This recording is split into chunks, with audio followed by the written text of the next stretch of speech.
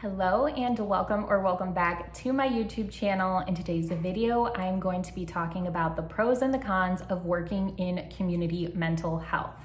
Now, this is going to be a three-part series. This first video is about the pros and the cons of working at an agency. My next video is going to be about the pros and the cons of working in private practice. And my last video is going to talk about the differences in income between those two settings. So if you are in grad school, if you are a new grad, or maybe you are already a therapist or a social worker just looking to make a career shift, I hope that you find this video valuable. Hi, my name is Alyssa Powers, and I created this YouTube channel to teach you the things that grad school didn't so you can thrive as a mental health practitioner. Please like and subscribe if you find this video helpful. I make all kinds of content geared towards therapists and future therapists. So I want to be concise with this video because I have a ton of notes and probably like 9 pros and 9 cons, and I don't want this to be a 20-minute video. So just to give a little bit of background about what an agency is a community mental health conglomerate. It's probably those bigger, more well-known businesses in your area that have a staff full of supervisors, admins, therapists. They might have caseworkers. They're just large mental health agencies. That is very different than a private practice, which is going to be privately owned by a therapist who is running their own business. Usually they're small, and oftentimes therapists work on their own completely solo in private practice. So from my own experience, because I know my tagline for this channel is teaching you the things that grad school didn't, we in my own grad program almost never talked about what our lives would actually look like once we were in the field. I feel like agencies were talked about more for sure than private practice, and it was kind of viewed as the gold standard to go straight into agency work and kind of pay your dues and become a seasoned therapist and then go into private practice if you wanted to do that. So I hope that this can give you the insight that I did not have about agency life and what some of the pros and the cons are. All right, let's start positive and start with the pros of working at an agency.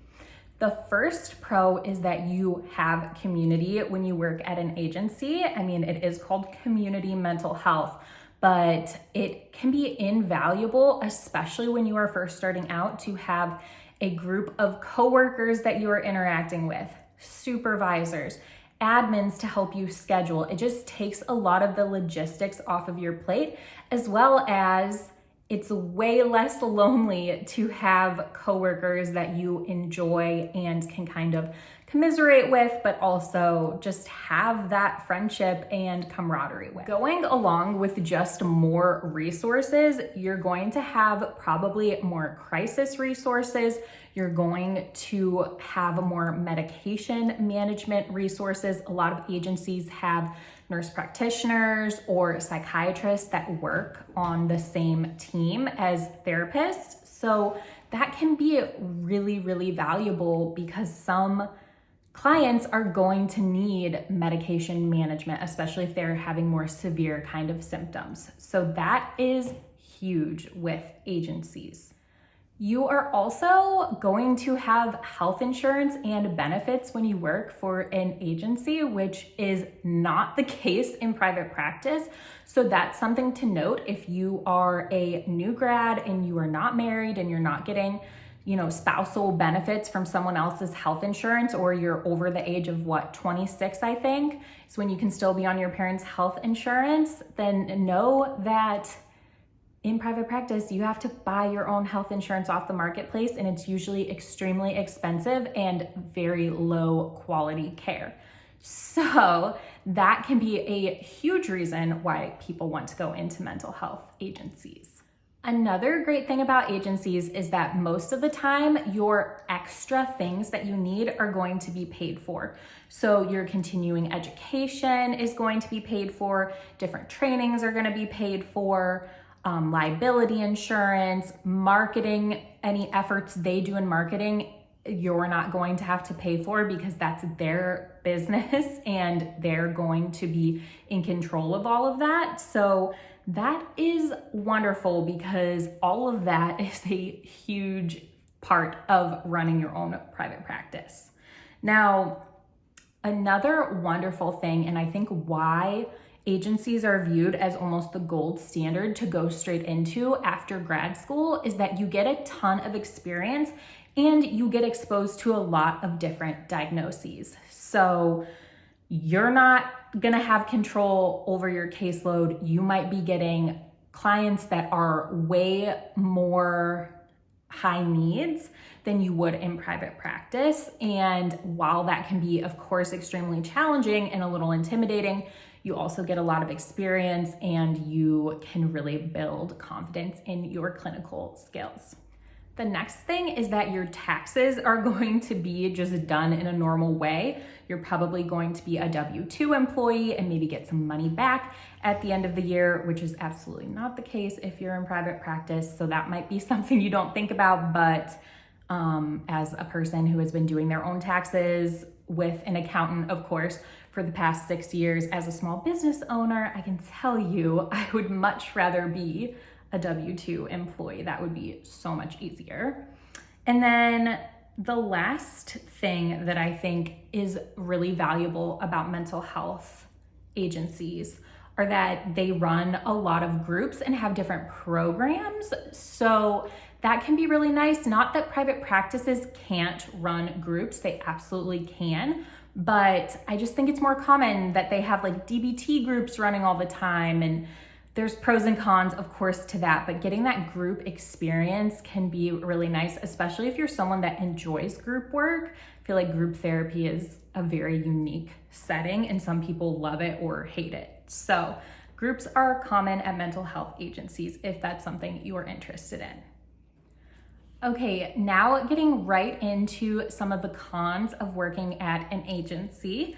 The first thing is low pay, and I'm not gonna elaborate on that because I plan to make a video all about the difference between private practice pay and agency pay. But just know, on average, agency pay is typically quite low. The next con is that you just have less autonomy. So you're not getting to pick your own clients. You're maybe having to meet certain quotas of how many clients you see a week. And you don't have as much control over what hours you work, all of that. It's very much like you're working for a company and you have to do what they want you to do. Next con is that clients might have less of a buy-in to therapy because they aren't necessarily choosing you specifically to work with. If you are in private practice and you market yourself within a certain niche, then usually clients are very excited to work with you because they struggle with the thing that you specialize in. But at mental health agencies, you're probably just getting random people put on your caseload and hoping it's a good fit. So there can be less buy-in and definitely more cancellations in agency work. The next con is that you will probably be seeing much higher needs clients in agencies, which isn't necessarily a bad thing, but it is one of the more stressful parts of our job, doing crisis management, managing SI and HI, and knowing all the protocol for that. It is a wonderful thing to get experience with, I will say, but I also know from experience that doing those things that are very ethically fragile are just stressful. So the good thing is that you would have a team of people and supervisors, and you'd be able to make sure that you're dotting your I's and crossing your T's and handling things correctly, but just know that that can be a huge stressor. And then this is something to think about as well. Just working with higher needs clients, you might not feel as safe with your clients and at work as you would in a private practice working with lower needs clients. This is, of course, not always the case. There are stories of people in private practice where a client starts stalking them or threatening them. So it can happen, but I think when you are working at an agency, like I know the one that one of my friends ended up working at, they all had panic buttons in their office, and you're told to situate yourself closer to the door than your client is so they can't block you into your office and so you can escape if you need to. And while it sucks to even have to think that way, I do think that those instances happen more often in community mental health. And then the last con is that you might have to sign a non-compete clause. I would definitely look out for those words if you are signing a contract to work at a community mental health agency. What a non-compete clause means is that you won't be able to work within a certain mileage if you choose to leave your agency. Basically, it's trying to protect the agency from you poaching their clients, but I think it's really silly because there's enough clients to go around, and I think the non-compete is a little bit outdated. I don't know that as many agencies are implementing this, but just look out for it and make sure you don't get boxed in to anything that you don't want to be boxed into, because that could be a really big bummer if you do end up wanting to do private practice someday. If you can't even work within a certain mileage, if you live in a small town, well, that's crazy, right? So look out for those words and make sure that you're okay with the fine print if you do sign a non-compete clause. All right, well, that's all for me with the pros and cons of working in community mental health. I hope this video was helpful. I would love it if you would write your own experience down below in the comments. Is there anything I forgot or anything that you agree with or disagree with? I would love to know. And like always, please subscribe. It helps my channel so much. And I will see you in the next one. Bye.